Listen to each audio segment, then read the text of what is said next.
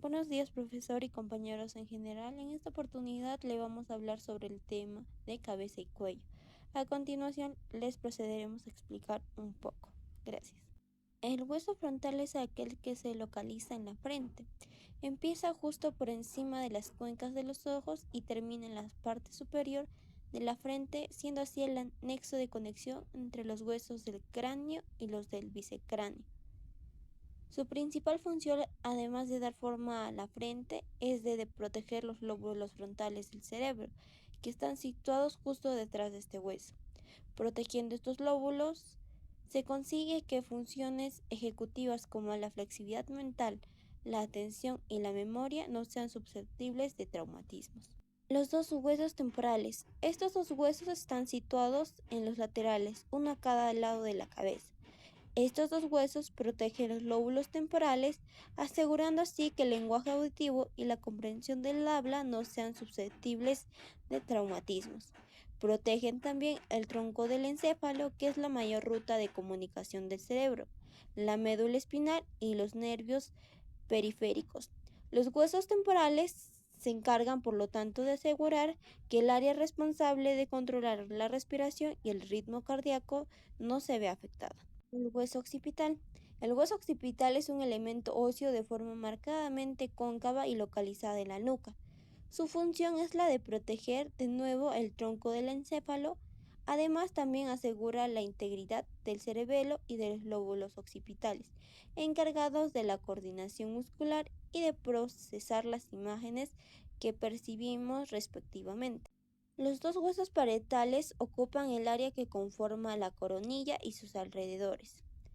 Son dos huesos simétricos y soldados entre sí.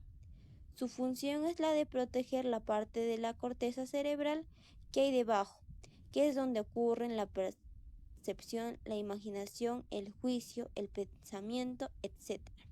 Del mismo modo, garantiza la integridad de los lóbulos parietales y de los órganos subcartilas que tiene debajo. Estos lóbulos parietales se encargan de regular estados de ánimo y de procesar estímulos sensoriales.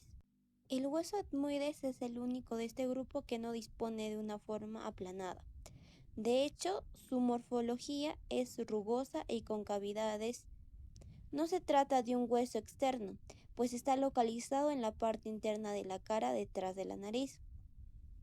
Su función es la de ser principal estructura de sostenimiento de la cavidad nasal, desarrollando así una misión primordial para el correcto funcionamiento del sistema olfativo, creando canales a través de los cuales pueda fluir el aire. El hueso esfenoides podría considerarse como la piedra angular de la base del cráneo, pues es el que permite, situándose en la porción media de la base del cráneo, que otros elementos óseos del cráneo queden unidos entre ellos. Su función, por lo tanto, es la de dar apoyo a otros huesos del cráneo y también la de dar forma a la estructura interna de la cabeza. El hueso maxilar es un hueso de morfología irregular que ocupa la parte central de la cabeza, desde la parte superior de la boca hasta la base de las fosas nasales. Su función principal es la de servir de apoyo para las piezas dentarias superiores, incluyendo en su interior las raíces de estos dientes. También sirve como sostenimiento para los otros huesos del viscerocráneo. El hueso palatino. El hueso palatino es una continuación del maxilar y es el que se adentra a mayor profundidad con respecto a la superficie de la cara. Además de dar apoyo a otros elementos óseos, también sirve como sostenimiento para tejidos internos. Tiene una forma de L y conforma el techo de la boca. Los huesos nasales. Los dos huesos nasales son elementos óseos pequeños unidos entre ellos y que se sitúan en la parte media de la cara. Conforman el tabique nasal, protegiendo así la nariz y albergando cartílago en su parte distal. Los huesos lagrimales. Los huesos lagrimales son pequeñas estructuras óseas situadas justo detrás del hueso maxilar. Se trata de unos huesos localizados en cada cuenca del ojo y tienen la función de participar en la función del lagrimal, es decir, proporcionar una vía para que las lágrimas del ojo sean conducidas a la cavidad nasal. El hueso vómero es un hueso situado detrás del maxilar, justo por debajo de la nariz, y que consiste en una fila lámina vertical que colabora en la formación del tabique nasal. La concha nasal inferior. La concha nasal inferior o corneta inferior es una estructura ósea situada justo detrás de las fosas nasales. Su consistencia esponjosa le permite dar soporte a tejidos recubiertos de mucosa nasal y de vasos sanguíneos, y a la vez permitir la entrada constante de aire a la cavidad nasal. El hueso cigomático tiene una forma romboidal que se sitúa en la parte inferior lateral de las cuencas oculares, conformando así los pómulos. Es un punto de inserción para varios músculos faciales, responsables de la masticación, y también participa en el sostenimiento de los ojos. La mandíbula es el único hueso de la cabeza dotado de movilidad. Consta de una base y de dos ramas mandibulares unidas al hueso temporal para su fijación. Además de ser base de la dentadura inferior, la mandíbula hace posible funciones básicas de nuestro organismo, como es el habla y la masticación. A continuación hablaremos sobre los músculos de la cabeza. Músculo de la masticación: músculos macetero, temporal, pericoideo medial, pericoideo lateral. Músculos faciales: 5 grupos: orbitario nasal, bucolabial, auricular, epicraneal. Músculos de la piel cabelluda y del cuello. Glándulas sabales: glándulas parótida, sublingual, submandibular. Arterial principal: rama de la arteria carótida común, tiroidea superior, faríngea, ascendente, lingual, facial, occipital, auricular posterior, maxilar, temporal, superficial. Nervios principales: nervios trigémino, quinto par craneal, facial, séptimo par craneal, flexo cervical. La tiroides tiene la forma de una mariposa de color gris rosada y está compuesta por dos lóbulos que asemejan las alas de una mariposa, un lóbulo cerebro y un lóbulo izquierdo conectados por el istmo. La mayor parte de las veces el lóbulo piramidal sale del lado izquierdo del mismo istmo, algunas veces del centro y pocas del lado derecho. La glándula está situada en la parte frontal del cuello, en la altura de las vértebras C5 y T1, junto al cartílago tiroides. Yace sobre la tráquea que rodea hasta alcanzar posteriormente al esófago y está cubierta por la musculatura pretiroidea, el músculo platisma, antiguamente llamado músculo cutáneo, del cuello y del tejido subcutáneo y de la piel. Durante el proceso de la declusión, la glándula tiroides se mueve perdiendo su relación con las vértebras. El hueso nervio hipogloso.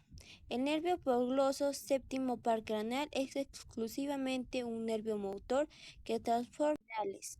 Inerva todos los músculos intrinsecos y casi todos los músculos intrínsecos y casi todos los extrínsecos de la lengua, así como un músculo supraoideo, el músculo geneoideo.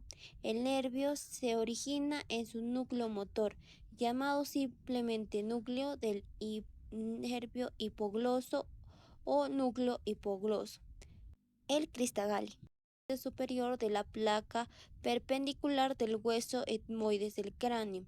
Se eleva por encima de la lágrima cribosa. Foramen magnum, también conocido como agujero magno o agujero, la parte postero inferior del cráneo, base del cráneo, piso temporo-occipital, a través del cual se establece la continuidad del sistema nervioso central hacia el raquis. Por el agujero magno van a pasar el bulbo raquídeo, sus meninges, las arterias vertebrales y sus ramos meningios y también los nervios espinales. El seno sigmoideo es un seno venoso dural situado dentro de la dura madre.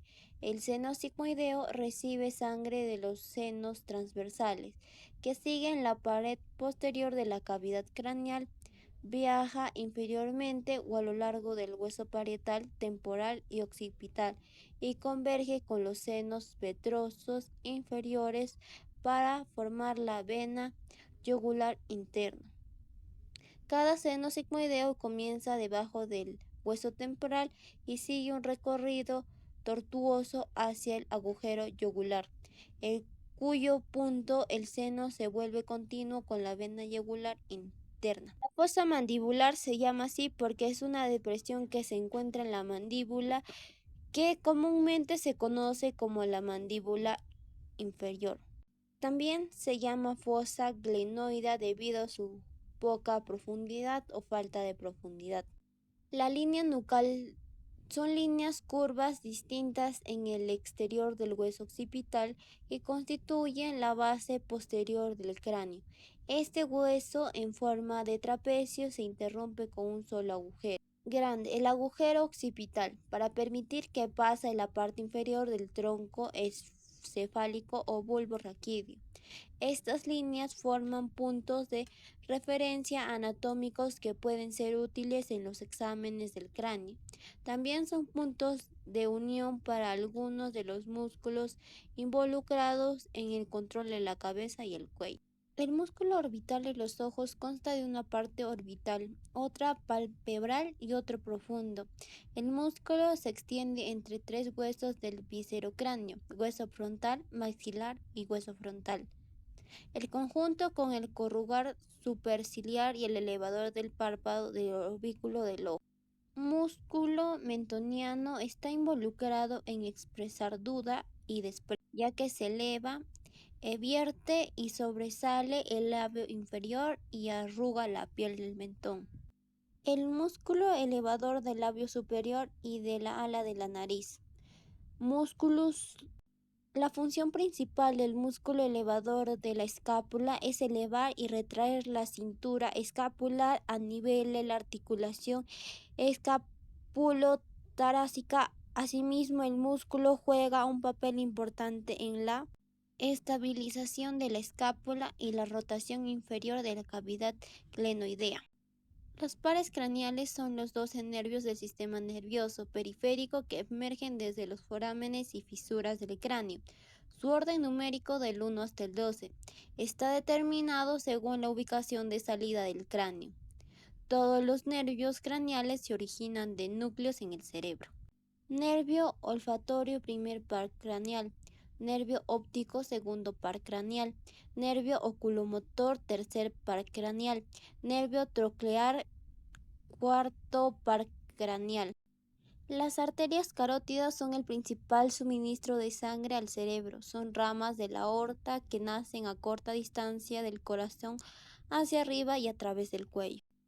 La arteria tiroidea superior es la primera rama de la arteria carótida externa que abastece a la glándula tiroidea, a los músculos cricotiroideos e infrahioideos. La arteria carótida externa posee 6 ramas colaterales. La arteria tiroidea superior es el origen de la arteria laríngica superior que irriga gran parte de la laringe. Es una de las principales arterias de la cabeza y el cuello. Se origina en la arteria carótida común. Yugular externa. Origen en la región parotidea y va hacia abajo hasta desembocar a la vena subclavia. Recibe sangre de las paredes del cráneo, regiones profundas de la cara, planos superficiales de la región posteriores y lateral del cráneo. El seno esfenoparietal es uno de los senos venosos durales emparejados que drena la sangre del cerebro, drena la vena cerebral media superficial, la rama frontal de la vena meninge media. El seno sigmoideo es un seno venoso dural situado dentro de la dura madre. El seno sigmoideo recibe sangre de los senos transversales que siguen la pared posterior de la cavidad craneal, también conocido como el seno sigmoidal. Es una estructura fundamental del sistema venoso dural en el cerebro humano. El seno occipital es el más pequeño de los senos venosos durales, también conocido como senos craneales. Está situado en el margen adjunto del lax cerebelli. Seno cavernoso es un gran grupo de venas de pared fina que forman una cavidad limitada por el esfenoides, situado lateralmente con respecto a la silla turca y al hueso temporal del cráneo. El seno petroso superior es uno de los senos venosos durales situados bajo del cerebro. Recibe sangre del seno cavernoso y pasa hacia atrás y lateralmente para drenar el seno transverso. Seno petroso superior, seno venoso que nace de la extremidad posterior del seno cavernoso. Corre por el borde superior del pestaño y termina en el seno lateral. Hasta aquí llega el video explicando un poco sobre la anatomía de cabeza y cuello. Muchas gracias.